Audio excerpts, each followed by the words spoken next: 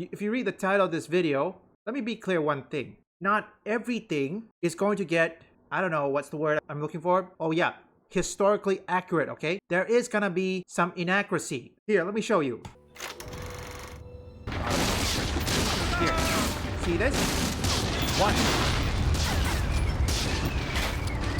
2. Now before I get to the inaccuracy, I want to showcase some reports. This thing comes in the wake of the rumor on Christopher Nolan's Helena of Troy. Now for John Bernthal as Menelaus, he looks good, buffed up. But Helena of Troy, Lupita Nyong's, I'm certain Lupita is a good actress, okay? Here is the source of it. In the X account called Nolan Archive, it was posted that Nyong-oh was being rumored for both Helen of Troy and Clytemnestra, I'm probably butchered the name. In Homer's poem, Helen's abduction serves as a catalyst for the Trojan War, the conflict that ultimately keep Odyssey from returning home. While many are willing to wait and see the approach of the film, for Musk and others, black actress playing Helen of Troy could be a step too far. In response to the rumor, many users on X went back to the poem and Homer's description of Helen of Troy. She is described as white-armed. Ah yes, of course. If the rumor of a race swap Helen of Troy are true, Nolan may have his reason. Financial commentator Wall Street Marv suggests that the film production may need to meet DEI requirement in order to receive certain tax credit. The Odyssey reportedly has $250 million budget and was shot entirely on IMAX camera. Ooh, that's expensive. This is the main conflict, but I'm certain some of you already know about this. I'm only showcase examples. When it comes to historically accurate movies, TV shows, and video games, you can't make it 100% accurate, okay? There are gonna be some, say, inaccuracy, okay? And some manage to be correct, okay? Let me give you, for example, Medal of Honor Rising Sun. When players shoot the zeros, either by machine guns or the Thompson, there are times where the zero explode, or there are times where the zero burns, okay? Which, when that zero burns, is in fact correct, okay? Because if you don't know zeros, the Japanese zeros, yes, they were powerful, but their armor was light, okay? And the Allies exploited it. And now I'm gonna showcase to you another one.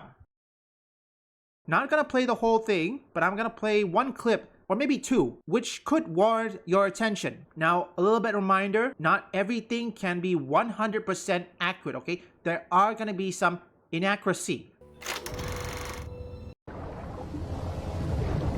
Take a look at this clip.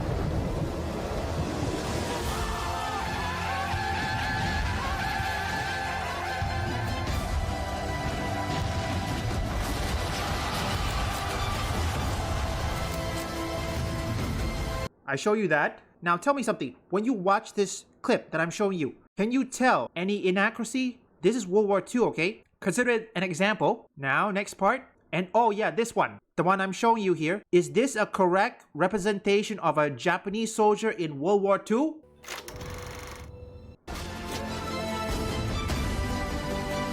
This one right here, folks, to be honest, in my opinion, I don't think this is a correct plane for the Japanese, because what I've researched, since this is 1937, the best possible plane is the Nakajima Ki-27 Nate, and not this one, okay? I feel like this is a captured aircraft.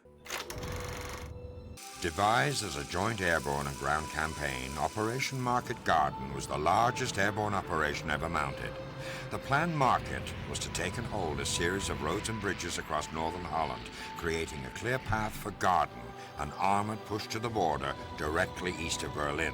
Let me be clear, folks. When it comes to, say, the movies, TV shows, or video games, World War II, yes, there are many sources, there are many documentaries you can get anywhere. When it comes to older wars, such as, let's take for example, the Warlords era. The problem with that is that the current government, okay, which I don't think the Chinese government is allowing people to make either a movie or a video game or maybe a TV show centered around Warlords era. Although there is one that I remembered, I believe it's called Shaolin, if my memory serves me correctly, that centers around the Warlords era. Every wars, when it comes to interpreted in media such as either video games, movies, TV shows, you can't exactly get 100%. Reason is sources, okay? Some historians are still debating on certain sources. Take for example, Yamashita's gold. That thing is still unsolved even today. The Three Kingdom.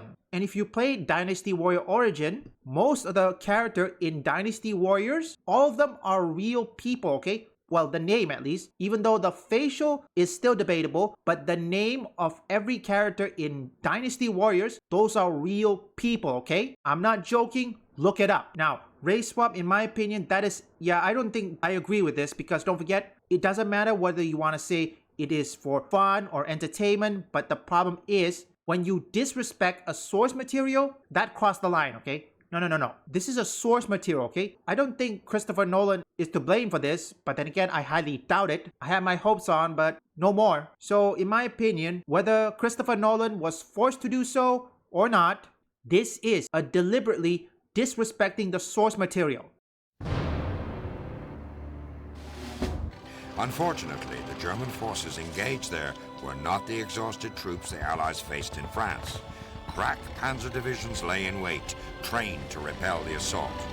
The Allied invasion was halted outside Nijmegen, effectively cutting off more than 10,000 paratroopers dropped in Arnhem. Surrounded, the Allies battled on for 7 days, refusing to yield the north side of Arnhem Bridge to a superior force. Finally, when it was decided Market Garden could not succeed, the Allies fell back. 8,000 would be left behind.